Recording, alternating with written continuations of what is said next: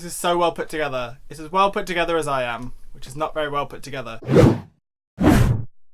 Hello! Hope you guys are all okay and all good. Welcome to another video and my February TBR. It's been ages since I did a TBR video, but at the start of February I noticed that everyone was tweeting about hashtag LGBT History Month, which I didn't realise was a thing that's happening in February because I'm a bad gay man. So with that in mind, I downloaded a bunch of audiobooks that I have been meaning to listen to for quite some time, all of which are very queer, and also made a couple of very serious bookshelf decisions about what I plan to read in the month of February. It's possible I'm being a little bit ambitious, and also there's at least one book in here that is not queer at all, but that's for reasons that some of you will know. This video is so well planned that I've literally just spent the last 5 minutes walking around picking books up.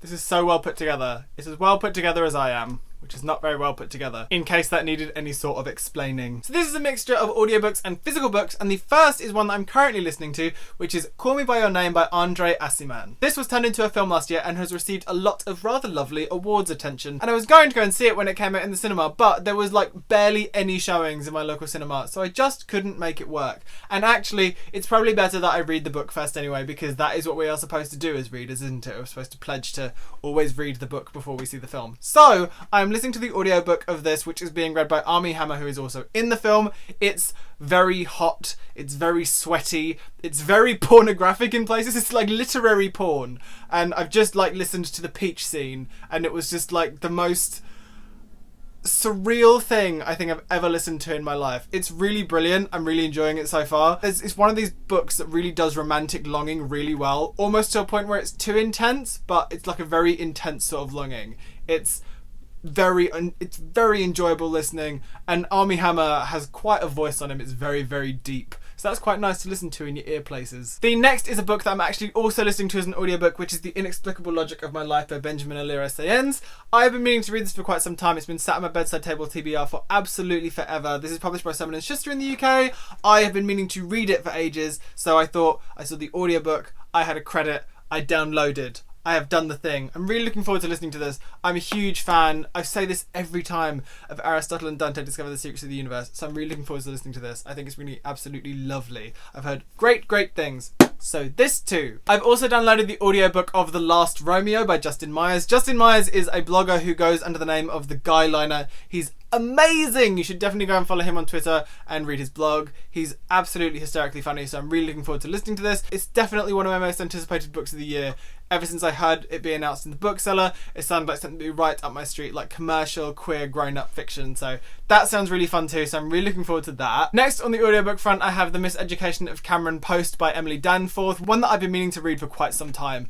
And this is another one that has been turned into a film, and I think it's done really well at a film festival. I want to say Sundance, it's probably not Sundance, but it's done really well at a film festival and no one is talking about it, and I think it's about time that I kind of got myself together and listened to it. So credit, download, boom. And lastly, if I have time, I might have a re-listen of Holding the Man by Timothy Conograve, which was one of my absolute favourite books of last year, and I kind of want to listen to it again because I really loved it. It's kind of super gorgeous. So that's where we are on the audiobook front. I've probably given myself too many things to listen to over the course of just 1 month, especially when it's the shortest month of the year, but I do a lot of walking around, so you never know. And once I get into an audiobook, it turns into one of those things where I won't only be listening to it while I'm walking around and running various errands, I'll also end up listening to it while I'm just sat at home. I'll end up lying in my bed and listening to it before I go to bed, or something like that. So those are some lovely audiobooks that I'm looking forward to listening to. I'll leave links to all these books in the description box below if you want to find out more about them. There are a couple of non-fiction titles that I really want to read this month, the first of which is The Letter Q,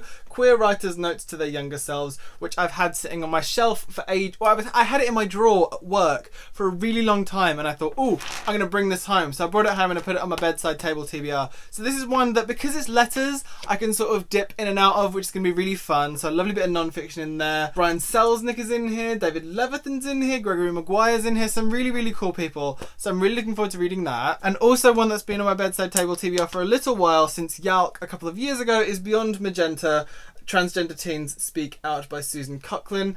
I've been meaning to read this for forever. I mentioned it in a video not too long ago, but I'm really looking forward to reading this. I'm really intrigued by it. And I think this is another one that, because it's different people's stories, it's one that I can sort of dip in and out of, and it's not something that I have to kind of sit and read and take around with me and stuff. So some cool little non-fiction bits to dip in and out of. And finally, and this is the book on the list that isn't the queer book. So this is the one thing that goes against this very queer LGBT History Month TBR pile, and that is The Carnivore Carnival by Lemony Snicket. And the reason I'm reading this, for those of you who have been on this channel for the past year, will know that I was doing a series of unfortunate reading, and I stopped after book 8. And I stopped after book 8 because I'd read too many of them. I'd read too many of them, too close together, and I just couldn't do it anymore. So I left it for ages. And because the second series is starting at the end of March, I thought I would pick up the series again and I would finish it and start making videos. But more on that in a separate video. Those are the books that I'm hoping to read in the month of February, and hopefully in a wrap up at the end of February I can tell you all about the books and why I loved them so much. So yeah, let me know in the comments below if you've read any of these books. I would love to hear from you and love to hear what you think about them. I love each and every one of your faces, and I will speak to you soon.